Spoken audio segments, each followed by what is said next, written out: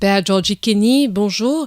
Merci d'avoir accepté de partager quelques instants avec nous. Vous avez pendant quelques années été responsable du foyer La Source. Quelle est la mission de ce foyer? Effectivement, j'ai été responsable du foyer La Source pendant 8 ans, de 2004 à 2012. La mission du foyer La Source, c'est d'accompagner des jeunes qui expriment un désir de chercher leur vocation dans l'Église, de les accompagner, de les aider à faire un discernement. Alors, c'est des jeunes qui viennent des paroisses, des mouvements. Et nous, moi quand j'étais, mais c'est toujours un peu la même mission, quel que soit le responsable, c'est de cheminer avec ces jeunes pour les aider à voir clair dans leur vie. Quelle que soit la vocation qui sera la leur. Mais à partir du moment où un jeune exprime un désir de chercher sa vocation, notre mission, la mission d'un service des vocations, c'est de mettre tout à la disposition de ce jeune pour qu'il puisse voir clair dans sa vie de baptisé. Y a-t-il des critères pour qu'un jeune soit accepté au petit séminaire? Je crois que c'est le désir de voir clair et de faire la vérité. C'est-à-dire, ce n'est pas simplement un foyer de jeunes, le foyer La Source. C'est un foyer où des jeunes veulent vraiment vivre une démarche de discernement. Ça veut dire que le jeune qui se présente là, il faut qu'il se rende disponible. Mais aussi, je crois, on discerne qu'en écoutant la parole de Dieu. Donc ça veut dire qu'un minimum qu'on demande à ce jeune qui veut faire un discernement de sa vocation, c'est de tisser une relation avec le Christ, de fréquenter le Christ, parce que c'est seulement en rencontrant le Christ et dans la prière que nous saurons et qu'un jeune peut savoir où le Seigneur l'appelle. Donc je crois que c'est être disponible pour s'ouvrir la parole et être disponible aussi parce que le Seigneur va lui dire. Comment se passe la vie en équipe et comment les jeunes concilient-ils le travail et la formation? Il y a plusieurs étapes. D'abord, dans l'organisation actuelle, je ne crois pas que ça a trop changé par rapport à quand j'étais responsable des vocations. Il y a une première année qui est surtout sur un week-end qu'on appelle un groupe de recherche. Là, c'est un peu le tout venant de celui qui exprime, qui veut venir voir. Mais après, si un jeune manifeste un désir d'aller plus loin dans sa recherche, on lui propose ce qu'on appelle l'étape du foyer, qui est semi-résidentielle, tout en ayant son activité professionnelle. Et je crois que c'est très important ce stade qui est cette activité professionnelle et aussi ce cheminement au foyer parce que c'est dans son activité professionnelle, familiale, qu'il va découvrir sa vocation. Donc le foyer, en mettant cette deuxième étape qui est l'étape du foyer, tout en gardant le travail du jeune, le discernement, au fait, se fait dans le contexte dans lequel il est. Y a-t-il une sélection à la fin du parcours foyer où le jeune passe directement au grand séminaire? Je ne dirais pas sélection, ni que les jeunes passent directement. Parce que c'est chaque personne qui entend un appel, exprime un désir, et au bout d'un cheminement, il doit dire, après avoir fait tant de temps, 1 an ou 2 ans, ou 3 ans, voilà où je suis rendu, ce que je vois dans ma vie de baptisé, voilà le chemin que je voudrais prendre. Ce n'est pas comme si on est dans un travail, on sélectionne quelques éléments, non. C'est chaque personne exprime où il est rendu dans son cheminement et la décision, en fait, lui revient. Bien sûr, l'Église aussi a un mot à dire pour authentifier ce que le jeune peut dire être l'appel du Seigneur. C'est là qu'il y a dans un séminaire, il y a des personnes qui sont responsables pour accompagner et pour authentifier un appel. Donc moi je ne dirais pas, on parle de sélection, nous un jeune passe automatiquement. Chaque personne est appelée à marquer la fin d'une année par une étape de décision à l'étape où cette personne est rendue. La marche des vocations a été lancée depuis 35 ans, mais nous savons que vous avez apporté beaucoup de changements au cours de votre passage au foyer. Quels sont ces changements et pourquoi?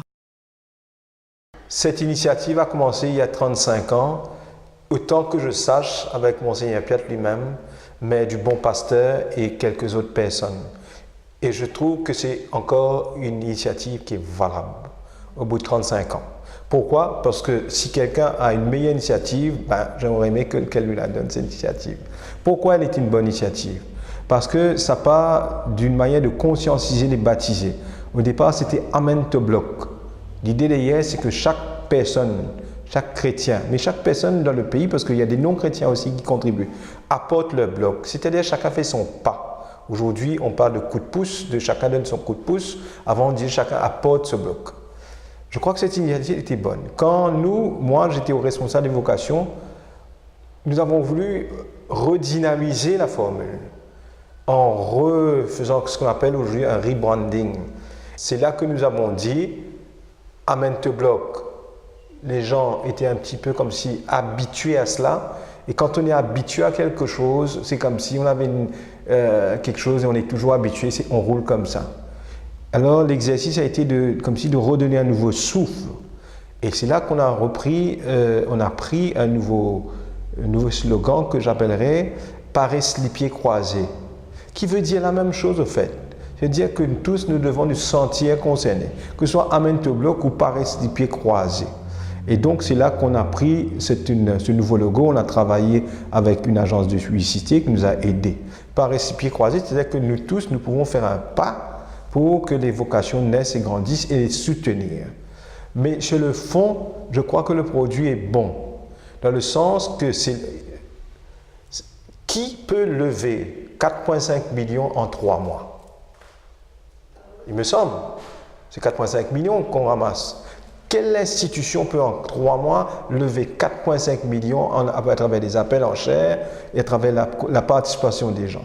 Donc moi je crois 4,5 millions alors que les études coûtent 6 millions et ramasser en 3 mois, on ne peut pas dire que c'est une mauvaise initiative.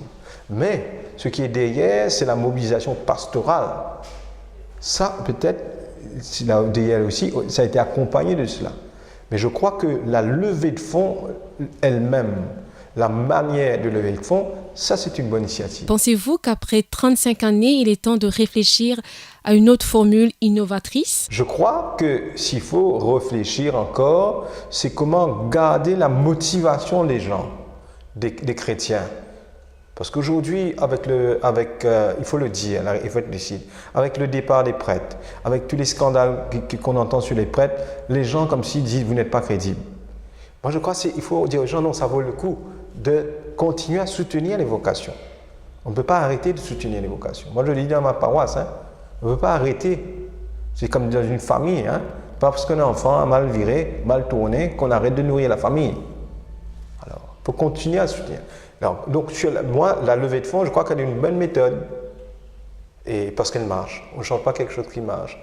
Mais peut-être la motivation pastorale, la manière dont c'est communiqué pour que les gens n'ont pas le sentiment que c'est du réchauffé, on dit ça comme ça. C'est à nous de montrer quelque chose et donner un nouveau visage à la campagne de communication.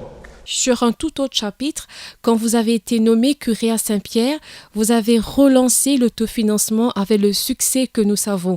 Les recettes ont triplé. À quoi attribuez-vous cette réussite? Il ne faut pas faire fanor, taper l'estomac. C'est un constat, c'est-à-dire que nous étions, comme on a fait le constat pour le diocèse, avec un système d'autofinancement qui a été installé depuis 40 ans. Et là aussi, on peut s'essouffler. Et dans la manière de prendre en charge cette campagne et pour les gens qui sont appelés à contribuer. Donc il fallait là aussi redonner un nouveau souffle. Donc quand je suis arrivé, c'était important pour moi, la première chose, c'était qu'une équipe réfléchisse à cela. En fait, la première chose que j'ai faite, c'est de donner une équipe pour réfléchir.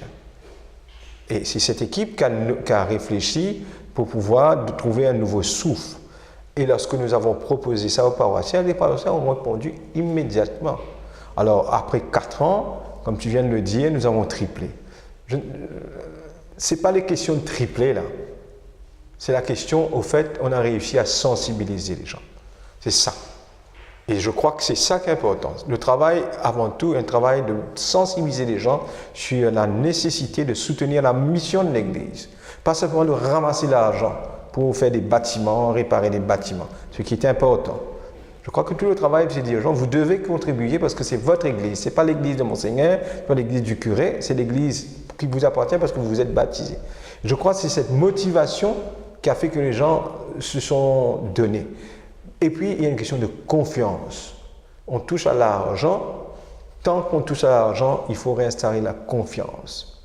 Et je crois que quand la conscience est restaurée et que les gens savent où va l'argent, à quoi sert cet argent, les gens sont en confiance et donnent. Après, c'est toute notre paire de manches de continuer cette campagne.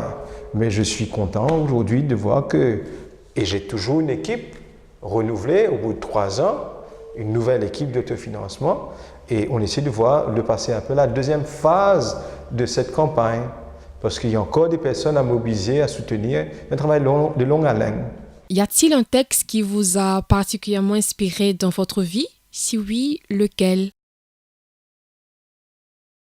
Je dirais, c'est plutôt un psaume. Le Seigneur est mon berger, le psaume 22. Bon, c'est par rapport à mon histoire aussi, hein, mon histoire personnelle, donc c'est un psaume qui m'accompagne beaucoup. Voilà, le bon berger qui nous accompagne. Merci, Père Georgie Kenny.